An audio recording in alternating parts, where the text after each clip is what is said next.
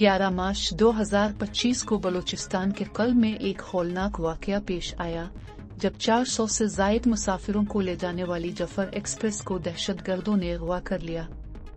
इसके बाद एक मुहलिक हमला हुआ जो पाकिस्तान के मुहाफिज दस्तों की बुरादश्त की आजमाइश था। चंद घंटों के अंदर पाकिस्तानी फौज ने फिजाइया और नीम फौजी दस्तों के साथ मिलकर एक बड़े पैमाने पर ऑपरेशन शुरू किया। दहशतगर्दों ने रेल की पटरी को धमाके से उड़ाकर ट्रेन को रोक दिया था और उन्होंने खवातीन और बच्चों को इंसानी ढाल के तौर पर इस्तेमाल करते हुए तेजी से यरगमाल बना लिया। सूरत हाल नाजुक थी। दहशतगर्द न सिर्फ मासूम मुसाफिरों को यरगमाल बनाए हुए थे बल्कि उनके दरमियान खुदकुश बमबार उन्हें धमकियां दे रहे थे। अफवाज को तेजी से और एहतियात से काम करना था। हर फैसले को मुतासरीन की हिफाजत के साथ रफ्तार को मुतवाजिन करना था। इंटेलिजेंस और दुरुस्त हम आहंगी की बदौलत फौज ड्रोन निगरानी के जरिए यरगमालियों के दरमियान छुपे दहशतगर्दों का पता लगाने में कामयाब रही। खुदकुश हमला आवर हुजूम में छुपे हुए थे, हमले के सही वक्त का इंतजार कर रहे थे। ऑपरेशन खतरनाक था।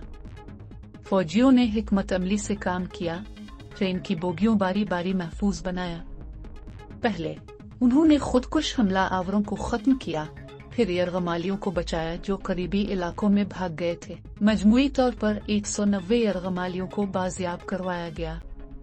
दहशतगर्दों के वहशियाना हमले में अगरचे 21 मासूम जाने अलमनाक तौर पर ज़ाय हुई, लेकिन क्लियरेंस ऑपरेशन के आखिरी मरहले में किसी को कोई नुकसान नहीं पहुंचा। ये सिर्फ यरगमालियों को बचाने के बारे में नहीं था, ये इन लोगों के लिए वाज़ेह पैगाम था जो पाकिस्तान के अवाम को नुकसान पहुंचाना चाहते हैं।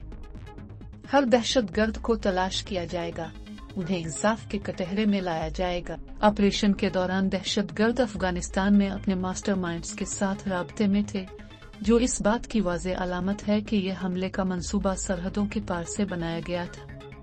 पाकिस्तान ने वाज़ेह किया है कि किसी भी गैर मुल्की सरजमीन को अपने लोगों के खिलाफ तशद्दुद की साजिश के लिए इस्तेमाल नहीं किया जाएगा। कार्रवाई के दौरान 33 दहशतगर्द मारे गए, 4 फौज जवान शहीद हुए। जफर एक्सप्रेस हमले ने खेल के उसूल बदल कर रख दिए हैं। दहशतगर्दी की इस पर तशद्दुद कार्रवाई ने कौम को एक मुश्तरका मकसद में मुत्तहिद कर दिया है, इन लोगों का मुकाबला करने के लिए जो अमन और इस्तेहकाम को खतरा है। जैसे जैसे पाकिस्तान आगे बढ़ता है, इसका अज़्म गैर मुतज़लज़ल रहता है। दहशतगर्द हमला कर सकते हैं, लेकिन वो इसके अवाम के जज्बे को तोड़ने में कभी कामयाब नहीं होंगे। लोगों का मुकाबला करने के लिए जो अमन और इस्तेहकाम को खतरा है, जैसे जैसे पाकिस्तान आगे बढ़ता है, इसका अज़्म गैर मुतज़लज़ल रहता है।